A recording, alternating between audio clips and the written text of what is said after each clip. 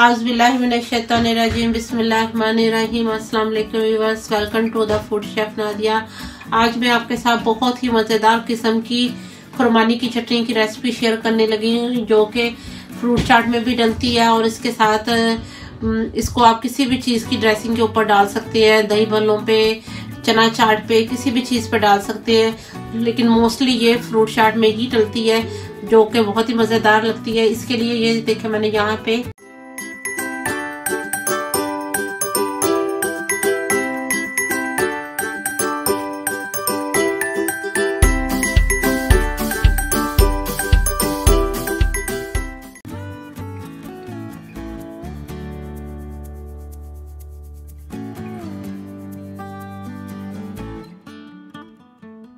के लिए ये देखे मैंने यहाँ पे ली है खुरमानियाँ, और इनको मैंने तकरीबन 3 से 4 घंटे के लिए पानी में सोक करके रखा था। मैंने इस तरह से उनके पीसेस कट करके और उनको 3 से 4 घंटे के लिए पानी में सोक करके रखा था।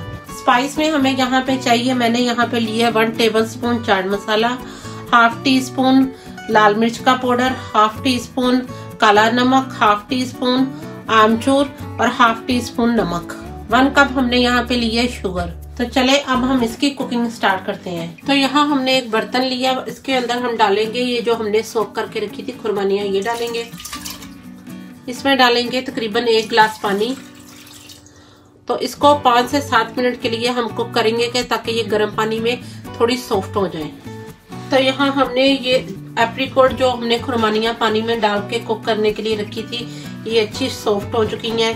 इसे मैंने कवर करके 5 से 7 मिनट के लिए कुक किया है। अब मैं इसे मिक्सी में डाल के इसको ग्राइंड करूंगी और इसकी पेस्ट बनाऊंगी। तो चले मैं आपको वो करके दिखाती हूँ।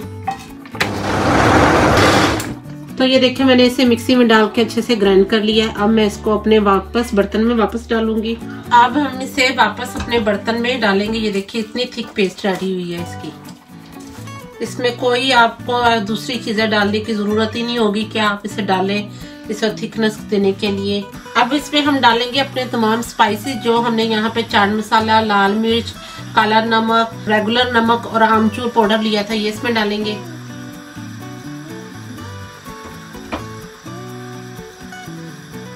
और इसमें डालेंगे शुगर।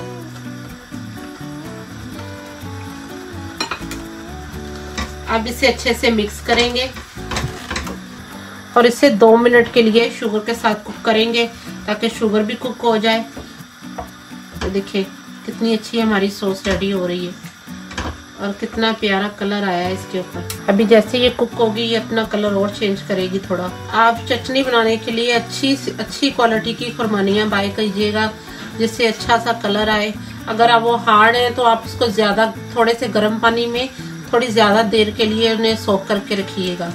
ये थोड़ी सॉफ्ट थी तो इसलिए मैंने इन्हें 3 से 4 घंटे के लिए रखा है। तो ये देखिए 2 मिनट कुक हो गई है शुगर, इसके साथ शुगर भी अच्छे से कुक हो गई है।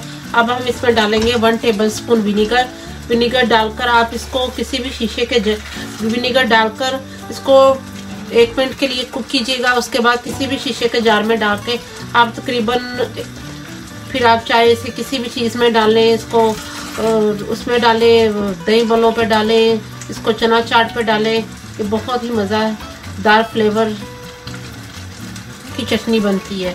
अगर आप इसके साथ इमली डालना चाहते हैं तो आप इसके साथ इमली और खुरमानी की चटनी भी बना सकते हैं जो कि बहुत मज़ेदार बनती है। तो आज मैंने यहाँ पे बनाई है, ये मैंने बनाई है फ्रूट चाट के लिए। ये देखिए मैं इसमें डालने लगी हूँ 1 टेबलस्पून विनीगर। अगर आपके पास विनीगर ना हो तो आप 2 टेबलस्पून लेमन जूस भी डाल सकते हैं इसमें।